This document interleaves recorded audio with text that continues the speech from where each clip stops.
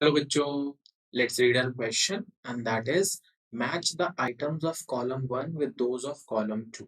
यानी हमारे पास जो ये दो कॉलम्स हैं यहाँ पे हमें इन दोनों को मैच करना है करेक्ट ऑर्डर में। सो हम अपना फर्स्ट से स्टार्ट करते हैं, फर्स्ट ऑप्शन से स्टार्ट करते हैं जो है अमोनोटेलिज्म। अमोनोटेलिज्म मतलब क्या? ऐसे ऑर्गेनिज्म जो एक्सक्रीटरी सब्सटेंस के फॉर्म में क्या रिलीज करते हैं? अमोनिया रिलीज करते हैं।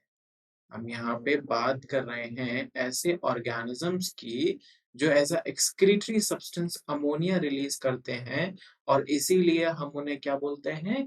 अमोनोटेलिज्म ऑर्गेनिज्म बोलते हैं। और जो हमारा आंसर होगा यानी जो करेक्ट मैच होगा वो होगा ऑप्शन थर्ड।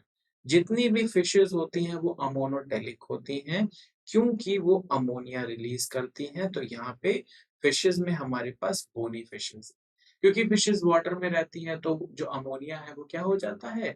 वो डाइल्यूट हो जाता है वाटर में, जिसकी वजह से क्या होता है? ये किसी भी टाइप का डैमेज नहीं कर पाता है फिशेस में। अब हम आते हैं अपने दूसरे पार्ट में, दैट इज बोमन्स कैप्सूल। तो जब भी हम बोमन्स कैप्सूल की बात करते हैं तो हमें क्या ध्यान रखना है? हमें ध्यान रखना है कि भाई हम बात कर रहे हैं नेफ्रॉन में, और नेफ्रॉन में एक पार्ट होता है जो कि बोमन्स कैप्सूल होता है। वुमेन्स कैप्सूल में क्या होता है? ब्लड फिल्टरिंग होती है। ध्यान रखिए जितने भी ऐसे कॉन्स्टिट्यूएंट्स जो साइज में बड़े होते हैं वो यहाँ पे फिल्टर आउट हो जाते हैं। तो हम यहाँ पे इसको किसका पार्ट बोलेंगे? ये नेफ्रॉन कहाँ प्रेजेंट होते हैं? ये नेफ्रॉन्स प्रेजेंट होते हैं हमारे रीनियल टिब्यूल में। तो हम यहाँ पे लिख देंगे option fifth, that is renal tubule. अब हम आते हैं अपने नेक्स्ट ऑप्शन पे and that is option third, जो कि है मिक्ट्यूरेशन। मिक्ट्यूरेशन जो होता है वो होता है passing of urine from urinary bladder. और इसी प्रोसेस को जो हम क्या कहते हैं? हम कहते हैं मिक्ट्यूरेशन।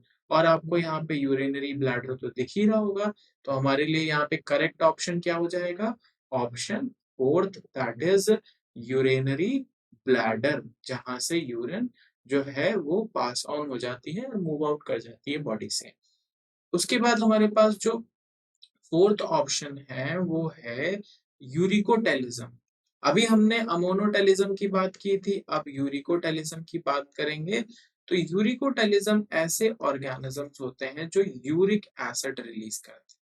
और ऐसे कौन से ऑर्गेनिजम्स होते हैं जो यूरिक एसिड रिलीज करते हैं? वो होती हैं बर्ड्स। तो यहाँ पे जो हमारा करेक्ट ऑप्शन हो जाएगा वो क्या हो जाएगा? Option first. That means birds जो हैं क्योंकि वो यूरिक एसिड रिलीज करती हैं तो वो क्या हो गई? यूरिकोटेलिक हो गई। तो ये फिनोमिनन यूरिकोटेलिज्म हो गया। अब हम बात करते हैं अपने लास्ट ऑप्शन की, जो कि है हमारे पास एडीएच। एडीएच क्या? Anti diuretic hormone. और ये हार्मोन जो है ये पोस्टीरियर पिट्यूटरी से निकलता है। मोस्ट ऑफ द हार्मोन जो होते हैं वो एंटीरियर पिट्यूटरी से निकलते हैं, बट ये जो हार्मोन है ये पोस्टीरियर पिट्यूटरी ग्लैंड से निकलता है। और इसका काम होता है वाटर रीअब्सॉर्प्शन। जो हमारे टिब्यूल्स होते हैं नेफ्रॉन में, उसमें इसका रोल होता है कि ये वाटर रीअब्जॉर्प्शन में काम करता है, यानी ज्यादा से ज्यादा वाटर को रीअब्जॉर्ब करने में हेल्प करता है। तो यहाँ पे जो हमारा करेक्ट ऑप्शन है वो क्या हो जाएगा? Option second. और यही हमारे फाइनल आंसर्स हैं कि हम कह सकते हैं कि जो हमारा ऑप्शन ए है अमोनोटेलिज्म वो मैच करेगा ऑप्शन थर्ड बोनी फिशेस से। जो हमारा ऑप्शन बी है दैट इज बोमन्स कैप्सूल वो मैच करेगा ऑप्शन फिफ्थ रीनल टिब्यूल से।